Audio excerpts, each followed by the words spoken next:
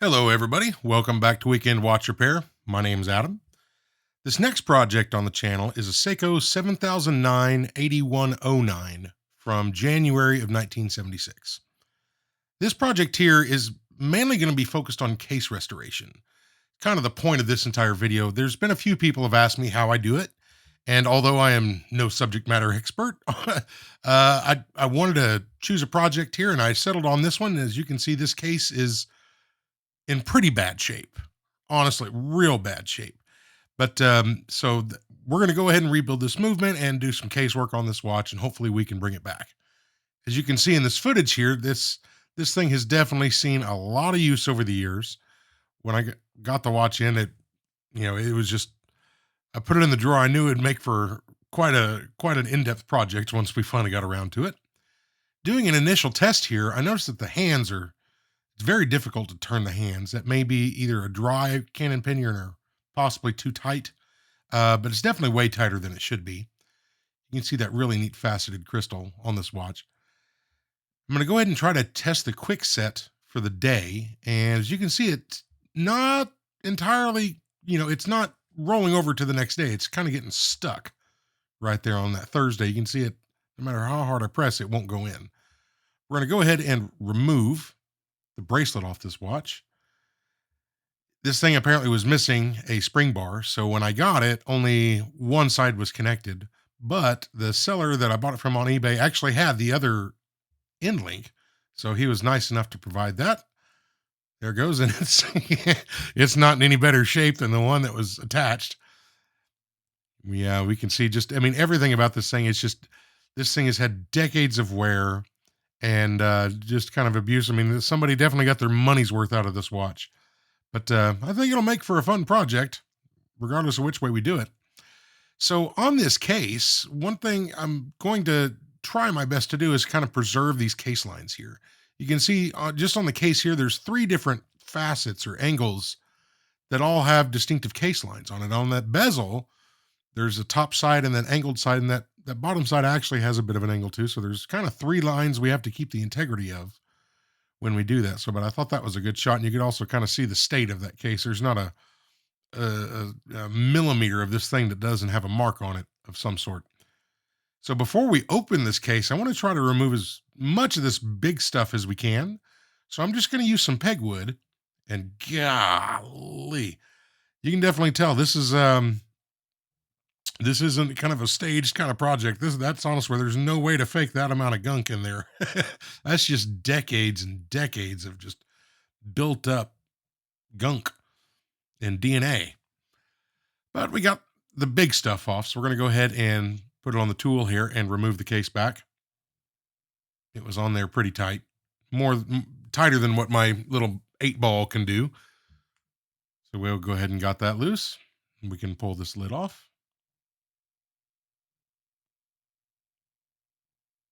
There we go. There's a couple marks on the inside of that. The 2 that I could make out were from 1980 and 1981. So pretty cool. But since this is there's no manual winding, it's auto only. I want to go ahead and put a full wind in this thing and put it on the time grapher and just see how this thing's running, just to get a baseline. And it looks like, yeah, the amplitude's terribly low. The beat error's horrendous. It's running a bit fast, but that's kind of to be expected. But this just means that this thing is in dire need of a service. At least it's running. I'll give it that. So we have something to start off with. We're gonna kind of move through this movement somewhat fast. This is a 7009 movement, and although we haven't had this particular movement on the channel yet, this is part of that 7000 series, but the 7000 before the 7S's, and all those share 95% of the same architecture. So we've had 7002s on the channel. I think we've had some. We had 7006s. I think we even may have a 7005 also. So the 7009 is a day and date, just like the 7006. What's different between the 2 is this has what they called at the time their upgraded or maybe Gen 2 version of the quick set for the day. So before we move any further on this, I wanted to unwind the watch, and we needed to remove the second coupling lever. or the second, gosh darn, you can tell I've done a bunch of chronos. The second reduction wheel, not coupling lever. And then we can unwind the watch. And now I'm just trying to remove this case back gasket. And as you can see, yeah, this thing has not been apart in a long time. And you can't really remove that movement ring until you get this gasket out of the way. But that gasket is just completely gone. But now we can go ahead and get that movement ring out of the way. And we can remove our stem. So I'm just pressing down on the setting lever with one pair of tweezers and pulling it out with the other. And that gasket on that thing is hard as a rock and brittle. And so that's obviously worn out too. Now we can go ahead and get this thing flipped over. So I give it a little tap on the crystal. Probably not necessary, but it's just complete muscle memory at this point. So I do it on every watch. Now we can make sure we have our plastic down and gently remove the hands. And you can see the hands and dial on this thing are actually in super nice shape. So there's 2 dial feet screws holding this dial in place. So we just loosen those. Those are eccentric screws with a head on it that you just turn and it spins away from the dial feet, from the dial foot, and stops putting pressure on it. So that backside of that dial says 5D. So that's December of 75. And with this watch being January of 76, that all looks great at original dial to the watch. So that's fantastic. Now we can remove this little clip holding down our day wheel, and I drop it. Like I said in other videos, I have to drop at least one thing in every video. It seems like a rite of passage at this point. I'm not trying to do it, but, things happen. Now I'm going to go ahead and just get this balance out of the way before we do anything else. Just going to break the tension on this thing with a screwdriver. And now I should be easily able to get my tweezers underneath it. We can gently, very gently, lift that out of the way.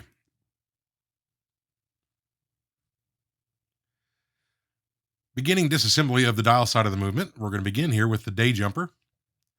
The 2 screws that are in this are also 2 of the 4 screws holding down the cover plate below it. Once those are out of the way, that thing just simply lifts off. And yes, if you're going to leave a comment, after this watch here, I did dress my brass tweezers, but this was the final stage of terribleness before I finally gave in and just dressed them. Now we can remove the other 2 screws holding down that cover plate, and this thing will lift off. But yeah, when you don't have properly dressed tweezers, it's, as you can see there, it's kind of hard to get a grip on things. But it's also kind of hard to stop when you're in the middle of doing something to dress your tools, although that is exactly what I should do. But whatever. But we got the date jumper out of the way, and now we can go ahead and remove the date wheel. That's the date driving wheel, the calendar intermediate wheel, and the calendar driving wheel. And I'm just using Rodico to pick those up. It's a lot easier. And now this gigantic spring. There's 2 springs for this Gen 2 day quick set assembly. And that is, I guess, according to the manual, spring number 2. And then spring number 1 is underneath this part. This is the upgraded quick set for the date. That's the little actuating arm there. And that's a shouldered screw holding that in place. And when we lift that part out of the way, you can see that little round spring underneath it. And that's the other one. And it's just basically it looks like a click spring from another type of watch. It's kind of the same setup. But past that, it's basically a standard 7S series, parts breakdown. So, we're going to go through these pretty quick. That cannon pinion was on there very tight. Very tight. And I'm hoping it's just because it was dry. Now we can remove the 1 screw holding down our setting lever cover plate there. There's our setting lever. Here comes the yoke and the yoke spring. That's kind of all combined into one part. Really efficient design. Probably makes it a lot easier to manufacture, and it works fantastic. Then the clutch wheel, and that is the disassembly of the dial side of the movement outside of the shock setting. I'm going to go ahead and move this pawl lever out of the way, and we can go ahead and remove this ratchet wheel. Just that one screw, and that ratchet wheel can come off. Now I'm just checking the end shake of this barrel, and you can kind of tell there's a lot of movement in there for that. Well, way too much movement for that. So we need to address that. And so there's kind of two options for that. I mean, you can do a jewel upgrade. They do make them for these 7,000 movements, although it didn't have any of those jewels. So, but I do have a replacement bushing for that. So we're going to go ahead and just do a bushing replacement on this. Now we can remove the pallet fork bridge. Just gently working that off to make sure we don't bend it or anything. And now we can remove the pallet fork.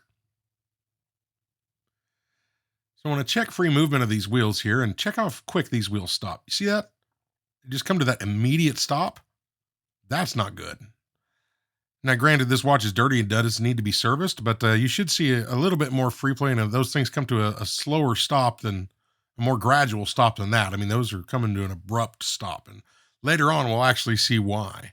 There is a problem in this wheel train that we will need to address. We've got the 3 screws for the bridge removed, and now we can lift that straight off, making sure that we don't damage the pivot on that first reduction wheel as we do so. Here comes our 4th wheel. Right there. And our 3rd wheel.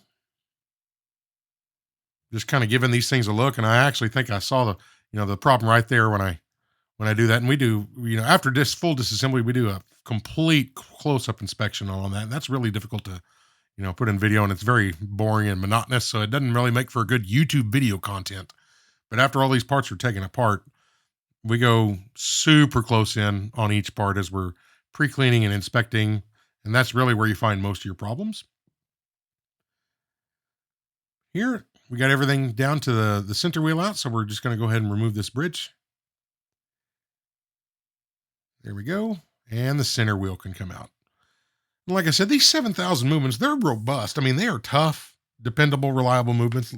I mean, gosh, you can only guess how long this thing has actually ran since being touched. I mean, at least 1981, according to that last service mark. And I think it's probably been open once or twice since then, just because I would have expected to see even more gunk on the inside of this watch if it had been 40 years. But I would guess at least 20 to 25 years since this watch has been open. Just a guess. But that seems to, my limited experience would tell me that's probably close to being accurate. But we got the pawl lever and the first reduction wheel disassembled. Now we're going to go ahead and remove this mainspring. And so when Seiko first made these, they did not want these to be serviced.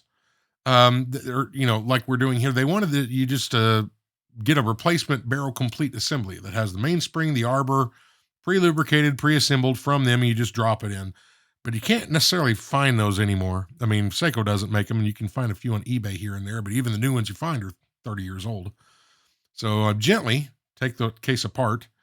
And then once you got it apart, you can service it like any other one. You just have to be really, really careful not to damage the case or the barrel as you're opening it up. So I just took my time and, we got it open. And now I'm just getting the mainspring started, uncoiling. And I'm just going to rotate it around with using my tweezers in this manner, just where I can get enough of it where I can easily get my thumbs underneath it. And after I get it to that point, I can just unwind it manually, as you see here. And we're just finishing it up right here. Just being very careful once we get to the bridle on that spring. Those Seiko bridles are backwards compared to just about everybody else. But taking a look at the spring, it doesn't look that bad. I mean, there is a little bit. It's not 100% completely flat. This, in my opinion, this could be reused. I can actually work that down just a little bit to even that out some. And, by the way, here's our problem. Take a look at that. That is the bottom pivot of the third wheel. And you can see it's completely the tip of it's broken off. I have no clue how that's even possible. I mean, maybe when they put the part back in, they broke a pivot putting it in, but I think that was why we were seeing amplitude numbers like we were. 100%. That is beyond fixing. So you saw in that last shot, I had a replacement wheel there. We've got everything else inspected and pre-cleaned, and we're going to go ahead and put these parts in the cleaner. And we're going to go ahead and do the bushing swap on the plate after we get it out of the cleaner. So get all that in, load it up in the basket, and now we can move it over to our cleaning machine. This is my Elma cleaning machine. The first cycle is going to be a wash, and then the next 3 cycles are going to be rinses followed by a drying cycle. And I'd just like to take this opportunity real quick just to say thank you so much to the patrons of this channel. I know we're a small channel here, and the folks who, felt it worthwhile to support the channel, it really means an awful lot. A special shout out to Renee, Jay, Birch, and Steven, our 3 newest members. Thank you all so much for joining. I really appreciate it, just beyond words. It means a lot to me. If you're interested in taking a look, information can be found in the description of this video. So thank you all so much. After cleaning, we're going to go ahead and get these sub-assemblies kind of put together. And I'm going to start off here. We put some braking grease on the sidewalls. That's Seiko S4 grease. Put that on the sidewalls of the barrel. And I'm putting some 8200 down here. So got the mainspring wound into the winder, and I'm going to go ahead and get it put back in here. These always make me nervous, even still. And we're going to put some lubrication on the inside lip where the lower part of that barrel arbor is going to sit inside that part. And now we can go ahead and put our arbor in. Once we get it in there, I'm just going to kind of rotate it around and make sure that hook gets seated into the eyelet of that spring. There we go. That's looking great. And I'm just going to put a dab, just a little bit more 8200 on the top of this thing. Not a lot, just a little bit. And it'll get worked around. And in the process of, working on the watch and the final service, I'll wind and unwind this thing a few times, and that will get distributed very quickly. So we get the lid put on, and we'll go ahead and pop this on our tool and pop that into place. And these barrels, these 2-piece barrels like this, give a really nice audible click when they go into place generally. So on this first reduction reel, I'm using Seiko S4 grease. It is not the most attractive grease. It looks like black sludge, but it is very effective. So we'll go ahead and put the paw lever down. We're going to go ahead and put our bridge in place. Once that's down, that's held in by a C-clip also. So I'm just very gently using some Rodico to hold it, and we're going to bring the C-clip in place, put some plastic over it, and then we can go ahead and snap it in. And this is just, again, it doesn't make for a good video, but it's very safe. So if I do slip, that clip won't go flying. So we're going to do this bushing swap. I push the old one out just like this. The new one goes in the exact same manner. It's nothing fancy, real easy to do, but once it's in place, check this out now. You can see how we have just a tiny fraction of amount of in-shake in there. And that's actually what you want. You want as little as possible, but some. As I've heard it put that way once, and it sure seemed to make sense of it. You still need free movement, but you don't want it wiggling around in there. So that looked great. We got the balance jewels cleaned and lubricated. And we're putting in this upper jewel here, and we're going to go ahead and put this spring into place.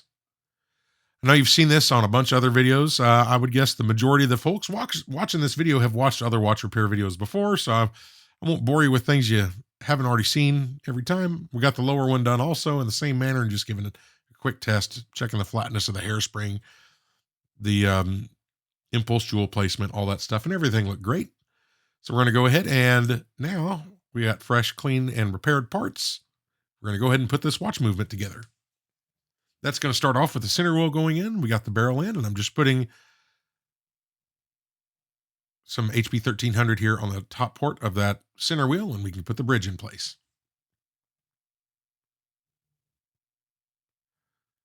That's going to be held down by one screw. This is the click spring. Really simple design, but super effective. A lot of the times that the click and the spring will be 2 separate parts, and sometimes they can be kind of difficult to kind of get into place and set correctly. I mean, I love that thing. It just sits there and, it's perfect. There's our escape wheel. Here's our replacement third wheel. Just going to be very careful to make sure that that bottom pivot finds its home. And when it does, that wheel will sit flat. Just like that. Putting some 90-10 on the shoulder there on that pivot of the fourth wheel, and we can put that into place. There it goes. I just want to make sure the connection between that and the escape wheel is kind of in its proper spot. And I'm going to lubricate the top pivot of this with 90-10 also before we put the bridge on. It's easier to do it now than after we put the bridge on. So kind of move this bridge into place and kind of angle it a certain way so that I don't get the click spring caught underneath it. But it's sitting kind of high on the escape wheel right now. So if you take a look at this lever, when we do our tapping trick, watch this plate drop. Did you see how that plate dropped down? So I keep this all in one shot, but I thought that was a pretty good example of how that tapping trick, when it does work, how nice it is. So we're going to go ahead and check movement here of our wheel train, and there we go. Everything's running perfect. Everything had found its home, so that's fantastic. Just moving this pawl lever back real quick. I've already got 2 of the 3 screws in there. They're in there, but not fully tight. Got the third one in, and now I'm just tightening all 3 of them. Now, before we can put our ratchet wheel in, we need to lubricate the upper barrel arbor port.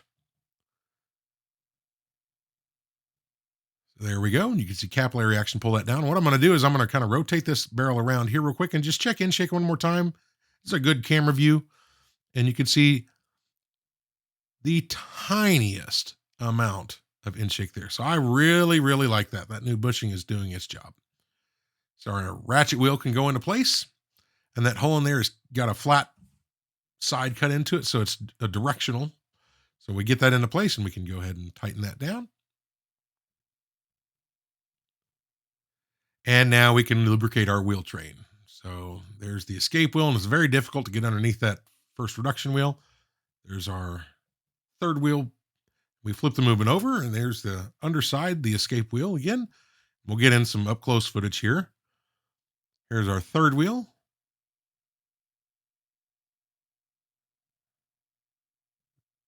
There we go. There's the center wheel.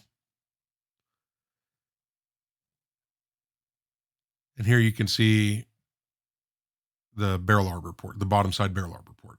You can see that oil kind of gets sucked in there. So with that done, we can go ahead and put on our pallet fork. Just being very careful here. This is, especially when I was first starting out, I've actually, knock on wood, I've never, ever broken a pallet fork pivot. There's a couple times I probably should have, and I got lucky. But I understand how delicate. I've definitely broke other pivots, but probably one of the easiest ones to break I've never broke. So, but I'm right here when I'm doing this, I'm super aware of how delicate you're supposed to be. So, thankfully, again, that one found its home pretty easily. Now we're just going to put a few winds in here once we get that in, and just check this pallet fork and see it jumping nicely. So now we can go ahead and lubricate our escapement. So that's special grease for the escapement, a tiny drop on that exit stone, and I'm going to apply that to 5 teeth. And then we will repeat that process 2 more full times and lubricate that to, get all the teeth done. But once that's done, now we can put in our balance. So I'm going to try to get that lower pivot in its home first, and then rotate the movement around while keeping the balance steady. And it looks like it wanted to run. When I got that down, the balance wheel was just a hair off. So just kind of nudge a little bit, give it a quick shake, and that balance fired up actually quite nicely. Pretty pleased with that one. Just looking good. Go ahead and get the screw tightened down. Now we can kind of take a look and see, just give it a few minutes, and I'm pretty happy with that. That spring looks like it's breathing quite nicely. No major issues there. So at this point, I had put a full wind in it, did an initial regulation on it, and this is after 24 hours with the wind that was left in the watch. It's keeping excellent time, beat error, zero point 0.1 to 0.0, amplitude at 245 ish, 240s.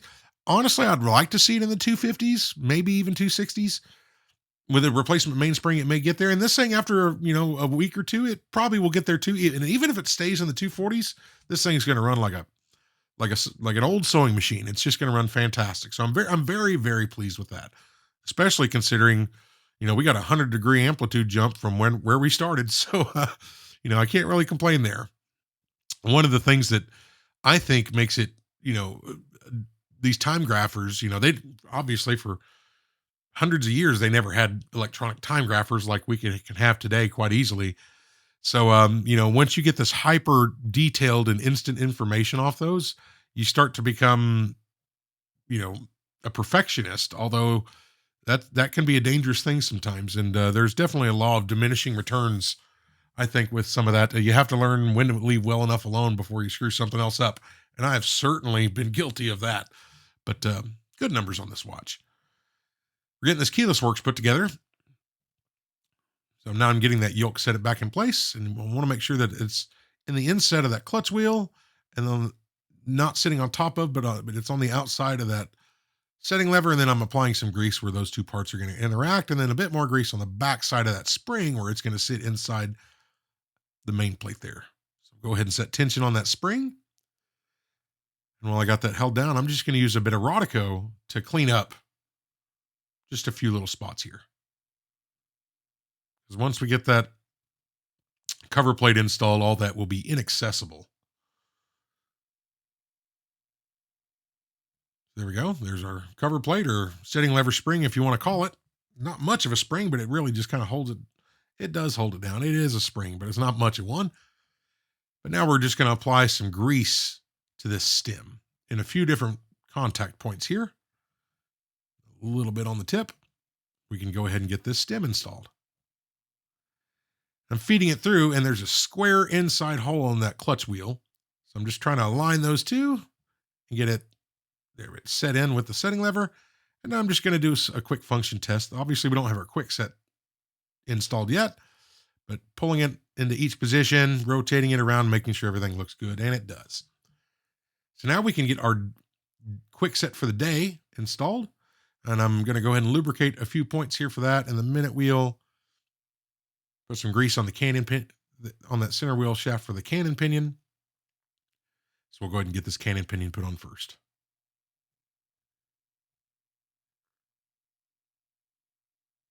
And that felt pretty good. And again, we'll test it once we get all the parts in there and see if that was the trick, or if it's still super tight. You can always you can use a smoothing broach actually and open those up a little bit. It doesn't take much. A little bit goes a long way with those.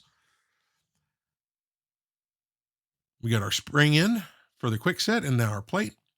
So what I kind of figured I'd like to do here, and I think it worked out well. I get this plate on, but it's not actually in the proper position yet. That little arm at the top of it needs to be inside that recess on the main plate. So I'm just getting the screw started. That way the part won't fly off. Now I'm going to rotate that around and make sure that spring kind of stays in its channel. And once I get that wheel indexed where it should be, I'll go ahead and keep holding it down, and then I'll set this screw. And that screw's got a shoulder on it. So I'm just going to first get it all the way down, but not fully tightened, just to make sure I haven't bound anything up and that part has free movement, which it looks like it does. Now I can tighten that screw down properly, and I'm just going to double check it one more time. We still got free play movement on that part, so that's great. Now the setting lever and the quick set lever have contact points, so I'm going to put some grease between those two contact points. And I'm going to put some grease on the underside of this part on, that's where that giant spring actually rests against. But we'll do that, clean up the little bit of mess I made, and we can put our spring on. There we go. Get that screw in, but not fully tightened. And then I'll go ahead and apply tension to it. And I think I slip here. Yep, slipped. This is easily the strongest spring in that watch. I mean, easily. This is tough. It was just barely, I could barely do it with my brass tweezers. I probably should have gotten some steel tweezers out to do it, but we got it. Now I can tighten that screw down properly. And then the setting lever and that spring also go back. And that big spring is actually what pushes the crown back out after you push it in to do the quick set. That big spring there is what pushes it back out. And you can kind of see how those parts right there interact. But just double checking the full keyless works operation one more time. Everything's feeling pretty good. Now we can get our calendar works put together. So I'm just applying some lubrication for the driving wheel and for the intermediate wheel. And we'll just put a bit here on the cannon pinion for the hour wheel.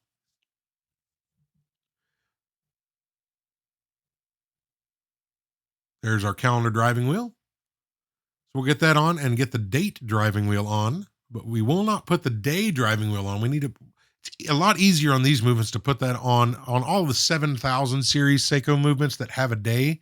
It's a lot easier to put that day driving wheel on after you put the cover plate on. You can kind of wiggle the parts around and get them in there, but it's just so much easier to do it later. So we'll leave it off for now. Now we can get the date jumper put in. So a little bit of 1300 there on the post for the date jumper.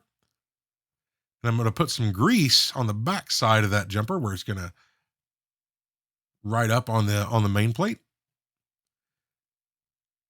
Then we'll just set this spring into place. Super easy to do on this one. I wish they were all that easy. And just a tiny dab of 9010 on the faces of that jumper where it's going to interact with the day wheel, or date wheel, rather. Now we can put our date wheel on.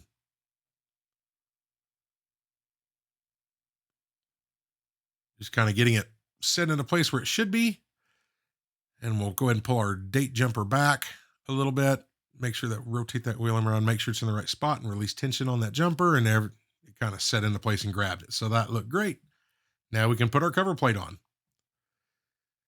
So when I'm doing this, I'm just being very careful and I'm very aware of just making sure that that plate is actually flat.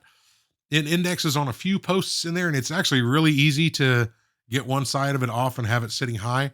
And you won't really notice it later until you go to put on your day wheel and all that. And certain things won't line up properly, and the day wheel may not turn over freely. And then you'll have to take apart 5 parts in order to, to fix your problem. So I'm just kind of making double sure that I've actually got it on there nice and flat, but everything looking good. A little bit of lubrication there for the day jumper. And here's our day driving wheel. And you see how that tooth that actually engages the day wheel sits on top of that cover plate. So it's just a lot easier to put it on at this point. So there's our day wheel. And these index here, that jumper you saw earlier, we'll go ahead and pull that away and then set it in between 2 teeth. Then we can put our clip back on. Just kind of press that down into place. Now we can just give a function test to everything. And there's the quick set for the date. And we'll change the time on this thing and see if this day wheel wants to jump over. That looks great. So this crown's at 4 o'clock. So actually what would be visible is if you look at the 20th. So Friday the 20th, and now there's Saturday the 20th. And that all looks fantastic.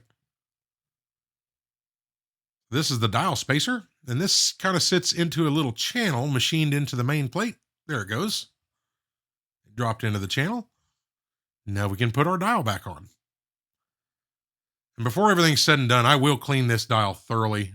There's some marks on it, and as I'm doing other stuff, it kind of gets a few more specks of dust. It's amazing what these macro lenses can pick up, because when you're at the bench, I can't even see that under a microscope. But if you're looking at it from the side and the light hits it at a different angle, it's amazing what these macro lenses will pick up. We're getting our hands installed. You saw me get the hour hand installed. There's the minute hand. Just going to give this one more little nudge. And get our seconds hand lined up and in the right spot. There it goes. And those take just the absolute lightest touch. Very gently. There we go. And I just double check everything for clearance and make sure that everything's flat and parallel. Nothing's going to bind or touch the dial or another hand. And I spent a good amount of time kind of going over this thing, cleaning up any little spot I could see.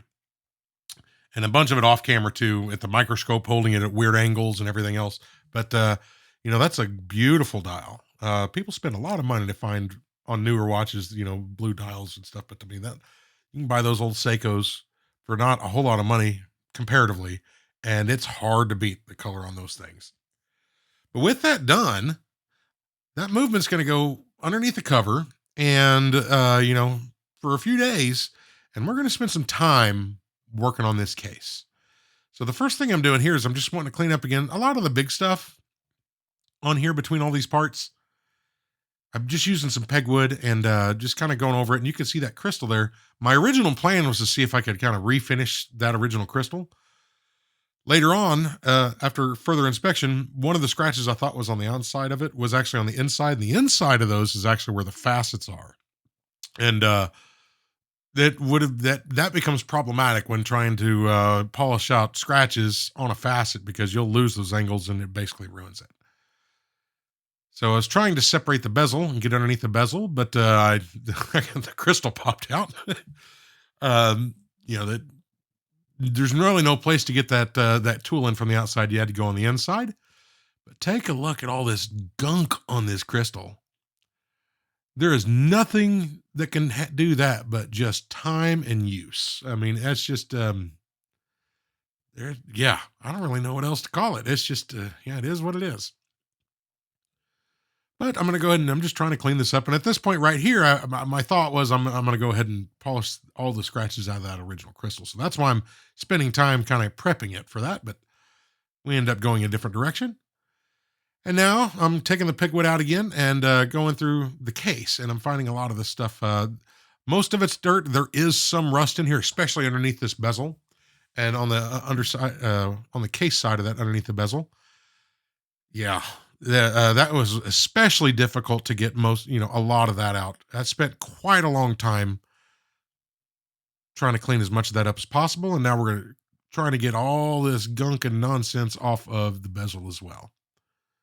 And most of it's caked on dirt. There was a fair amount of rust on that bezel side. And then on the back side of that, on the back side of the case. But take a look at all that gunk.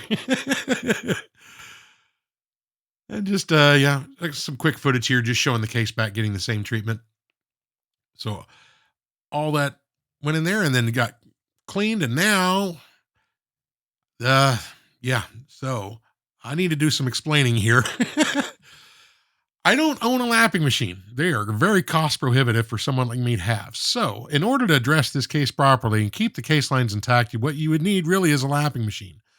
What I have here is a vertical disc sander that I'm running through a voltage regulator to slow down as much as possible.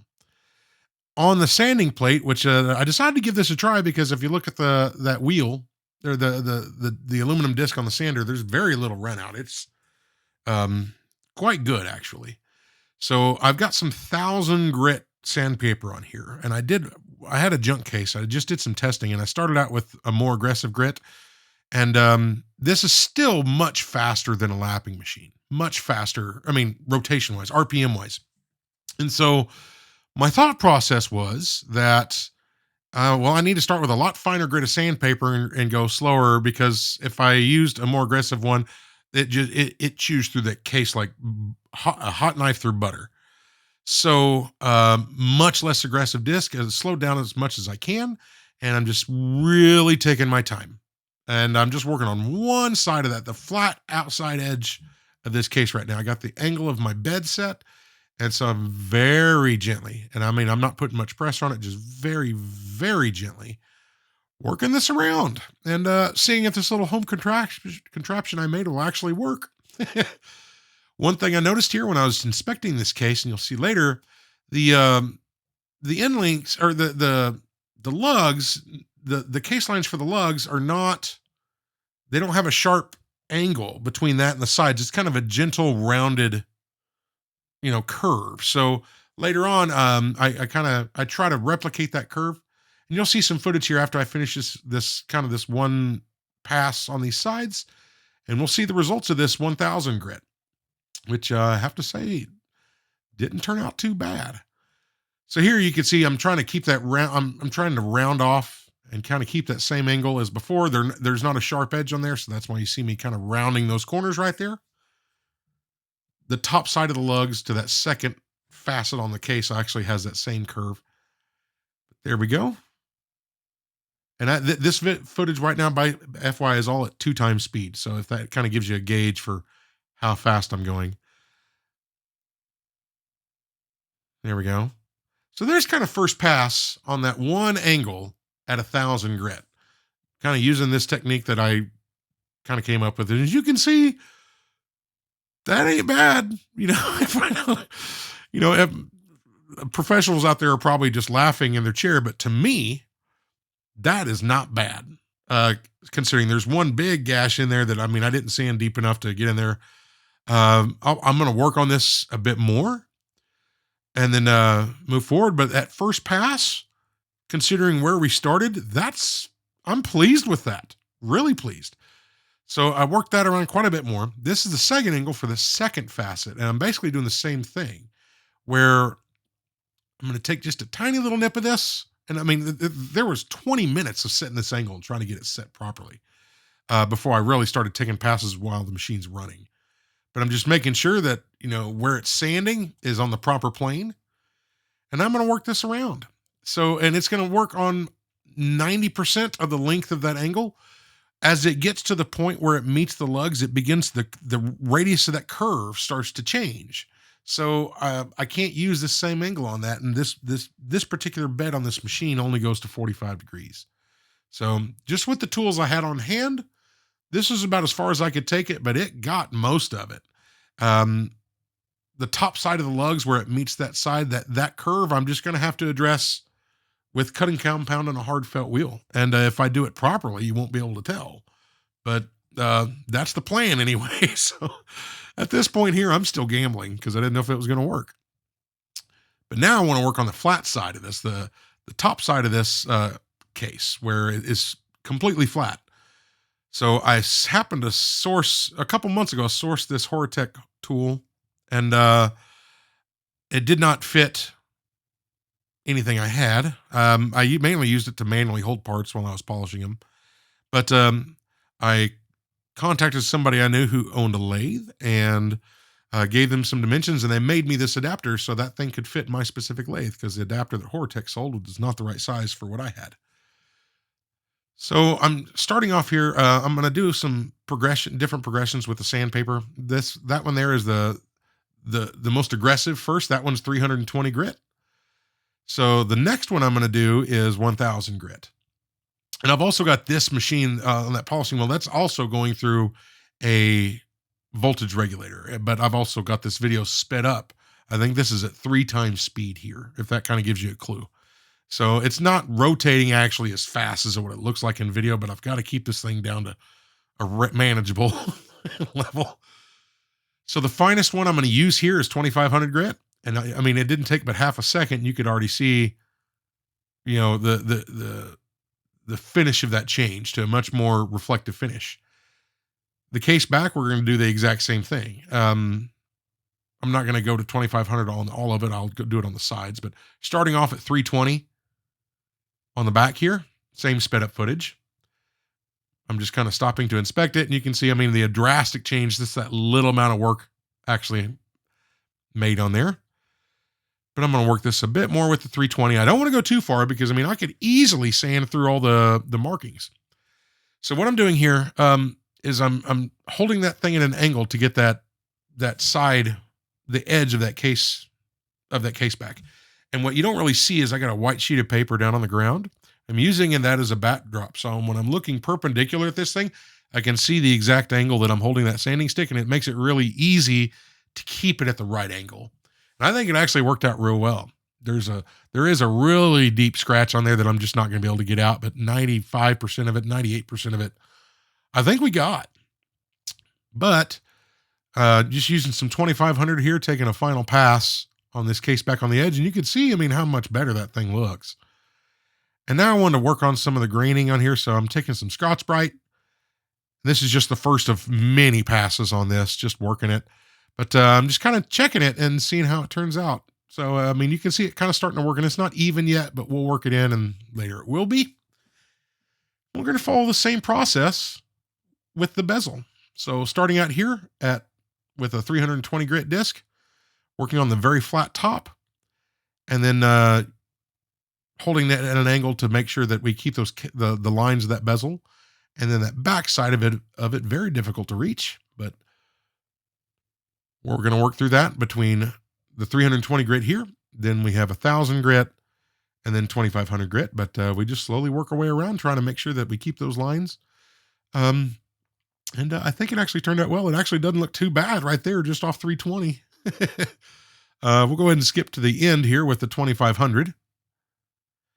But I'm just using these sanding sticks. I've got others, but there's no padding on here. This is a hard stick. You don't want any give on there. So, but there we go. That thing is not looking half bad. Pretty pleased with it, actually. So now we're back down to the felt wheel. And so this here, that's a hard felt wheel. I'm using some gray Dilux. This is on the more aggressive side of cutting compound. This is an attempt to remove scratches left from the sanding process. And so I'm going to begin here just by working on the case, being very aware of the angle that I'm holding this thing at, and just going to start working this thing around and trying my best to keep the case lines intact. The more dangerous part of destroying those is already behind us at this point, but I can round them a little bit here, and I'm going to try my best not to. But, a proper lapping machine, and then the proper tooling for it, you can go a lot further than I did. But again, everything is kind of working out. There's a lot I'm not showing you here, just repetitive, a lot of the same stuff. But here I'm working on the top side of those lugs where that rounded angle, where that angled facet kind of meets the top side of the lug, and because those were still in their original condition. So I had to actually spend quite a bit of time on those, bringing those down and kind of getting those even with everything else that we've already used other machining on. But in the end, I think it actually worked out pretty well. But just being very, very, very careful to keep those case lines and keep the angle in which I'm going against this hard felt wheel as consistent as possible. And this footage here is sped up also. I think this is at 2 or 3 times speed. I was actually thinking about leaving the audio in, but it's quite loud, and I don't know how well that would kind of come through. So hopefully you guys don't mind the no audio. If you do want it later, we can do another one. I can leave it in there, but it's just a bunch of obnoxious noise. So thought maybe this would work out a little bit better, but I also kind of wanted to, I could show you a 10-second clip of me doing this, but I really wanted to do my best to show as something as thorough as possible, but not so long that it becomes really boring. But we worked over that case pretty well, and now I'm just going to do the rest of the parts here. That there is the clasp for the bracelet, and when I know I didn't really talk about it much earlier, but we are going to do the full treatment on this bracelet as well.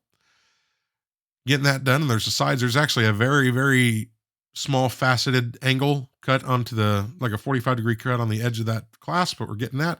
And then I'm going over each individual link on this, and that does get warm rather quickly. But after that's done, now we have a stitched mop, and I'm using some blue Dilux. Much less aggressive than the gray we used earlier, but still not a final polish. So this is stage 2 of 3. And we're going to go ahead and kind of work this around a little bit. I put that Dilux on about 3/4 of the wheel. I keep the right side of that wheel free of Dilux as best I can. And I was watching someone long ago, someone who's their entire job, they do polishing for watches and jewelry and stuff. And they had mentioned that, I always see people like on other watch restoration videos, some of them will have polish on half their wheel and not on the other half. And he had basically explained, if you're going to do that, work from left to right, and that dry side of that will clean up that polish after you're done. Here, I'm letting that bezel just kind of spin freely in my hand. I had it at an angle and the right pressure, and it's a really easy way of keeping the angle consistent and running that thing through the polisher. And here, same treatment with the bezel, or with the bracelet rather. Just each individual link. I also worked on the sides and everything else. And then the crown. Also, we can't do all this and then have a real scuffed up crown. So putting some work in to get that crown done as well. I'm just using a pin vise to hold it. This is the final stage that I'm going to do. Green Dialux is what I'm going to use as a final polish. And this is the softest mop I have. This one's non-stitched.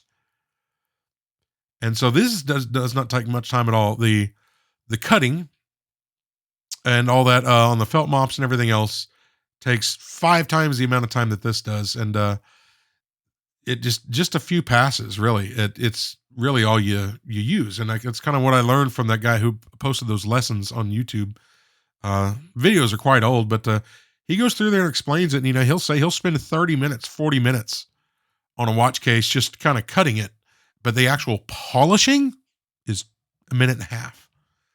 But here's kind of where it ended up. Granted, we haven't brushed the top side yet, but you can see our case lines are pretty much there. Everything's looking really good. I'm super pleased with how it turned out, especially considered where we started from. So now I want to work on the brushing on the top side of the case. So we're starting off, that's 320 grit sandpaper. I have a board here, and I actually taped up the case, although I really didn't need to. I might have saved myself from putting a mark on there, rubbing the case against the board. I don't know, but you don't necessarily have to tape this. That bottom side is flat, so if you sand it flush, you can see there just that quick pass on 320. It put a few lines in there. You can kind of see how it's starting. So I'm going to take some passes on here, putting even downward pressure on that as I pull it in a straight line. Now I wanted it to be a little bit finer. So now I'm moving up to 800 grit paper. And I'm going to do the exact same process, just with a finer grit, a less aggressive sandpaper. And that should make that graining a little less coarse, a little bit finer. So yeah, you can kind of tell there are just a couple of quick passes. It doesn't take much to get it started. But we'll work that in a little bit and just kind of get it where I'm to a spot that I'm pleased with it. Now we need to do the same thing to the bracelet. So in order to brush the bracelet, I'm just going to use these Scotch-Brite pads. And they have multiple different options for how aggressive they are. So at first here, my plan was on these bracelets. I'm using heat tape here. And I want the links to be brushed, but I want the kind of connectors between the links to be polished. So right now I've got the middle link and those connecting bars taped. And now on the outside, I've still got those connecting bars taped, but I've got the outside links. So now I'm just going to brush just the inside only. This here's the other side of that bracelet that you saw a while ago. And I'm going to do this exact same thing to every other part on here. End links here, the clasp and all that. And now we can go ahead and pull this tape off. And this was so satisfying. I can't even begin to describe how satisfying this was. It was like, if you ever got a new electronics or a new phone or something, you're peeling the plastic off. Just that feeling of that's just so awesome. It's real dirty. I mean, you can see all kinds of dust and debris in there from the brushing process, but everything's going to go into the cleaners. But that's how it turned out. Let me know what you think. I'm actually pretty pleased with it. So the crystal, I'm trying to get an original one. I was still waiting on it, so I'm just going to put a generic one in there for now. It's the correct size. It's got the tension ring on it. So for now, we're just going to move forward without a faceted crystal, even though I'm really surprised with how nice it looked with the faceted crystal. Or actually with the non-faceted crystal. I mean, that blue dial is amazing. And even with just a generic non-faceted crystal, I mean, you'll see it actually looks really nice. But we'll go ahead and get this crown put in. We got a brand new gasket with fresh silicone grease on there. And so with that crown and stem are in. And now we can put our movement ring in. I'm just going to kind of work this down a little bit to make sure it gets seated down there properly. There we go. And then I noticed a few specks of kind of different stuff on there for however it got there. I'm not really sure, but I'm going to just go ahead and clean that off, just picking those up with just a little bit of Rodico. There's a couple marks on there that do not want to come off. They are permanent. Now we can put in our second reduction wheel. We could have put this in earlier, but I just left it off. Just so if I had wanted to unwind the watch at any point, I could. I went ahead and pre-lubricated that post. It wasn't shown on video, but we got some lubrication down and we got that wheel in and our reverse threaded screw put on. And now we're putting some HP 1300 on the sides of that second reduction wheel. And we can go ahead and work that around. And I'm just making sure that regardless of which way I turn that paw lever, that second reduction wheel and the ratchet wheel are spinning in one direction. So everything looks pretty good. Now we need to put on our oscillating weight. So we're going to line this hole in that first reduction wheel up with a balance post and then put our oscillating weight on where the middle of it is in line with the crown. And we'll go ahead and get this tightened down. I'll just brace it a little bit here so I can, there we go, tighten that screw properly. And lastly, just putting some lubrication on a couple of the different ball bearings. And just a little bit of touch up here. And lastly, I just want to rotate it around and just make sure that it's not rubbing anything, no touching, checking kind of the wobble of that spring, making sure that bearing isn't worn out or anything. It feels really nice. So we got a brand new, fresh case back gasket. And you can see we've applied some silicone grease to it, and we're going to set it inside this little channel here between the case and the movement ring, and we can put our case back on. It actually looks like after final cleaning, there's a couple water spots or something on that case back. I'll clean those up later. I caught that, but after that cleaning and rinse, I guess I got a few spots on there during drying. But now we can tighten the case back down just using plastic here. And getting that torqued down properly. And, I wish I had bought that tool so much sooner than I did. I for the longest time, I didn't have one, but I got one this past year and I should have bought one a long time ago. That's a cheap version of a very expensive tool, but there you go. What do you think of this? With the bracelet on there, it actually looks quite nice. I'm a fan. What's funny is this watch does not fit me. It's a few links shy of fitting my larger wrist, as you can see. But I think it looks pretty good. So I had a 19 millimeter leather strap, an XL length strap from a company. I love their straps. I put that on there, and I really think this watch looks fantastic, even with that non-faceted crystal. Funny enough, after I got this done a couple days later during editing, the faceted crystal came in. So I went ahead and swapped it out, as you can see here. So here's the watch in its final form. Just a little photo on my back fence post. But ladies and gentlemen, that is the video. I sure hope you enjoyed it. If you want to like and subscribe, I really would appreciate it. I think our next giveaway watch is going to be coming up real soon. So keep an eye open. Take care.